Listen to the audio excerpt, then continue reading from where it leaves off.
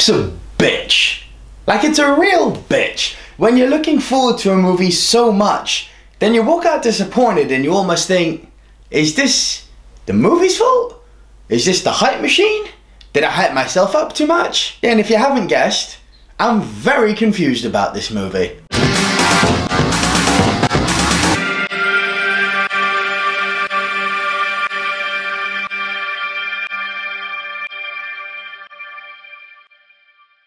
This is the third part in what has, in my opinion, up until now been, and possibly including now, been one hell of a trilogy. I mean, especially part one. But I'm very confused about how I feel about this film.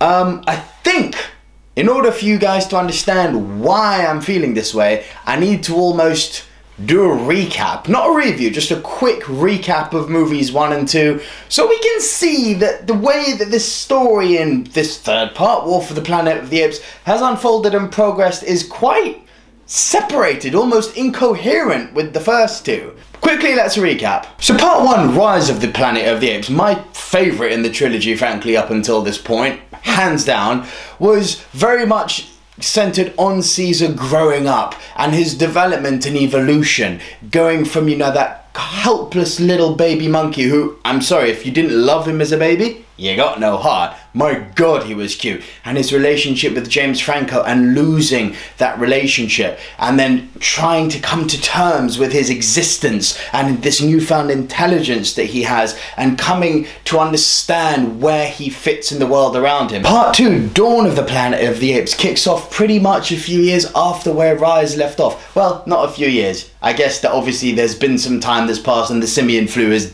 obviously done some damage to mankind here, my bad. But it's again a very character-driven piece. There are far less humans in it, and the humans do play an almost second string to the apes, which is a good thing, given that it is called Dawn of the Planet of the Apes, not Dawn of the Planet of the Humans.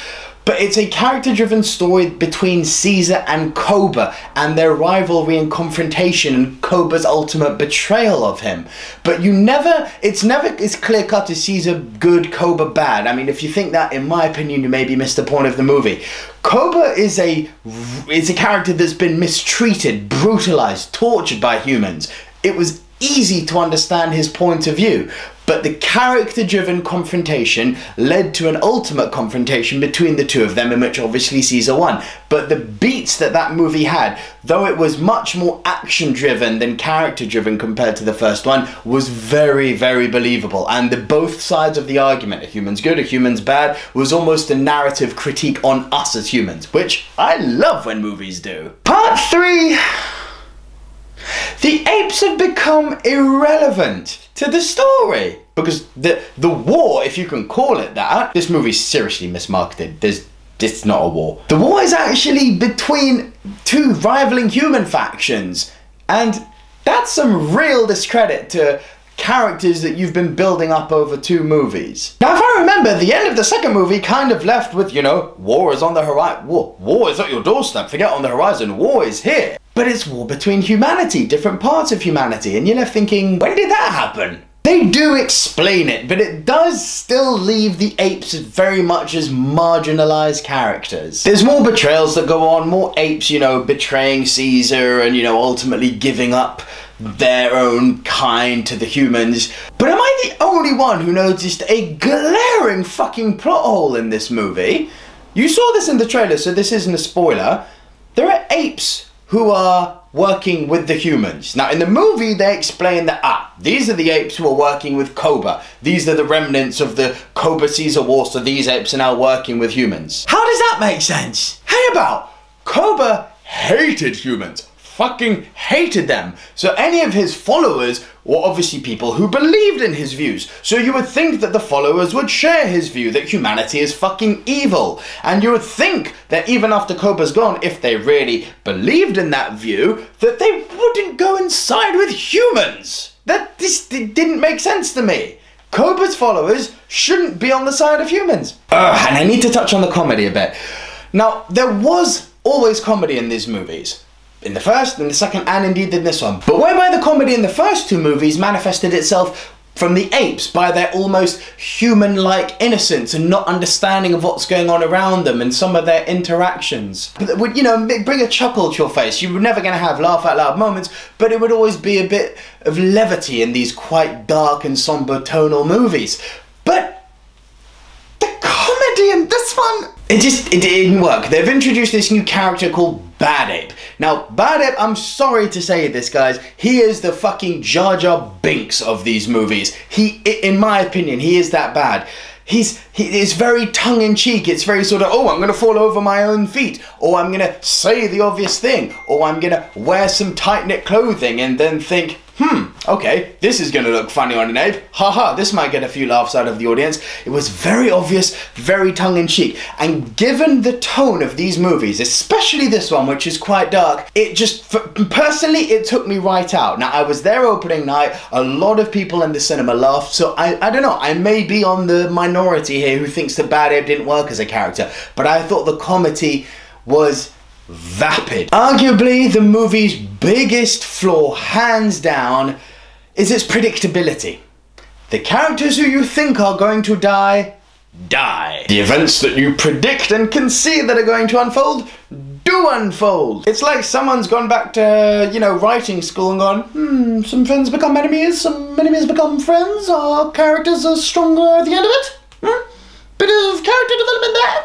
Yeah, I ripped that off from Family Guy, so me, it works here. Bottom line is the whole thing just felt very, very formulaic and by the numbers. And all the while, there's me in the cinema wondering, where's the war? And as I mentioned earlier, when that war, it's not a war, it's a battle, does actually happen, doesn't concern the apes. And since we are on predictability, I'm sorry to do this, big spoiler. This is a major spoiler I'm giving away, so please, no complaints, banner going up now. Please fast forward past when this banner disappears here, the spoilers will be over, I promise. But while this banner's up, spoiler territory. So, Caesar spares one of the soldiers in the first battle, which is arguably the best scene of the movie. That opening battle, there's two battles in the movie, an opening battle against apes and humans, and a final battle which is just throwaway rubbish.